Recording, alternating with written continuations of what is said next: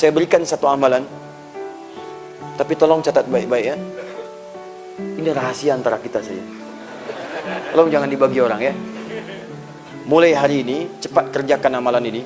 Karena amalan ini satu-satunya amalan yang disebutkan dalam Al-Quran bisa merubah kondisi seseorang, bahkan lingkungan di sekitarnya menjadi lebih baik. Ini yang bisa merubah umat jahiliyah menjadi khairu ummah. Amalan itu tiada lain adalah amalan mencintai Al-Quran. Mulai sekarang ya cintai Al-Quran. Ada 3 amalan yang bisa dilakukan untuk mencintai Al-Quran. 1, amalan pertama mulai rajin membaca, supaya kita kenal dengan Al-Quran. Ayo, dapatkan. Kedua, mulai mengkaji isi Al-Quran. Jangan-jangan selama ini kita baca tapi tak paham artinya. Ketiga, mulai dengan mengamalkan isi Al-Quran dan menjadi manusia Quran berjalan. Hafalkan dengan tujuan bukan sekedar hafal 30 juz, tapi Al-Quran itu jadi bimbingan dalam hidup kita untuk menuntun kita. Jadi kemanapun ayat yang mengingatkan kita. Mau menatap, ayat mata hadir. Mau berjalan, ayat kaki hadir mengingatkan. Mau bergerak tangan, ayat tangan hadir mengatakan, kerjakan ini, tinggalkan ini. Kalau sudah begitu, maka janji Allah akan diberikan. Dan Nabi pernah menyampaikan dalam salah satu hadis yang sahih. Saya tutup ceramah kami dalam hadis riwayat Al-Bukhari.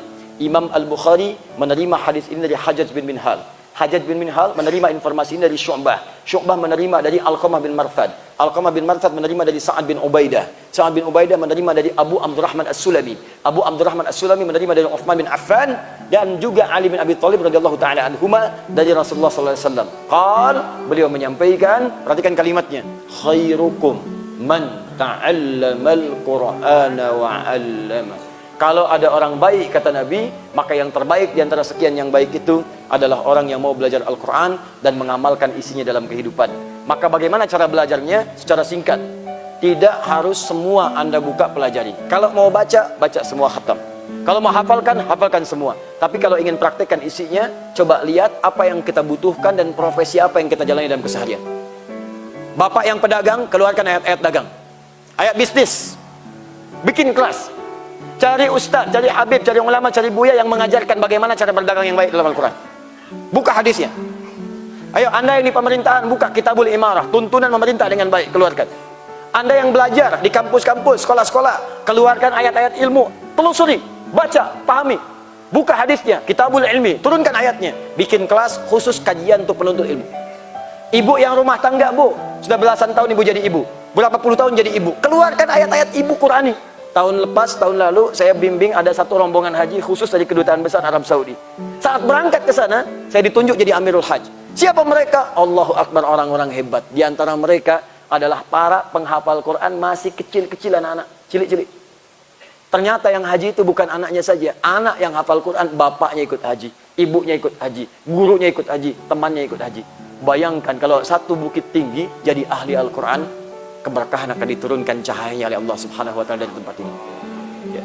Karena itu ayo mulai bergerak, jangan kalah oleh daerah-daerah lain. Saya sudah roadshow ke beberapa tempat di wilayah-wilayah di Indonesia, hampir rata-rata sudah menyiapkan diri menjadi ahli Quran. Yang dahsyat, Bapak Ibu penting mesti tahu ini. Ada satu keluarga, bapaknya kerja di bangunan, orang katakan kuli bangunan. Istrinya seringkali ngambil suluh, kayu-kayu di sawah. Pekerjaan cuma demikian. Anak ada 3. Yang dahsyat, istrinya selalu berkata kalau ada tamu, Masya Allah dijamu, semua ada makanan, minuman, ikan. Dan dia berkata, Alhamdulillah Abi kalau pulang bawa uang banyak, 500.000 untuk sebulan dan berkah hidupnya. Siapa mereka ini? Maaf, suaminya ternyata ahli Quran, hafal Quran 30 juz. Istrinya hafal Quran 7 riwayat dengan sanad. Anaknya, 3-tiganya semua hafid, penghafal Quran. Dan Allah berikan kedamaian dalam kehidupan mereka. 500.000 sebulan, perasanya banyak, habis-habis. Orang datang buah ada, orang datang ikan ada, semua nikmat. Jadi kalau Quran sudah turun, berkah semua kehidupan. Nikmat, enak, damai. Maka coba ayo mulai berlomba. Anak-anak kecil-kecil di Bekasi itu, usia 4 tahun, 5 tahun, sudah mulai. Sebelum maghrib sudah datang. Sebelum maghrib, pulangnya setelah Isya, 8:30 baru pulang. Apa yang mereka kerjakan? Ibadah, menghafal Quran, pulang. Ibadah, menghafal Quran, pulang. Ada anak kecil kemarin 7 tahun, sudah hafal Quran. Hafal Quran dengan nomornya, posisinya, dan tema ayatnya. Kami minta bacakan ayat tentang neraka. Langsung air matanya mengalir. Tak sanggup melanjutkan. Keluar.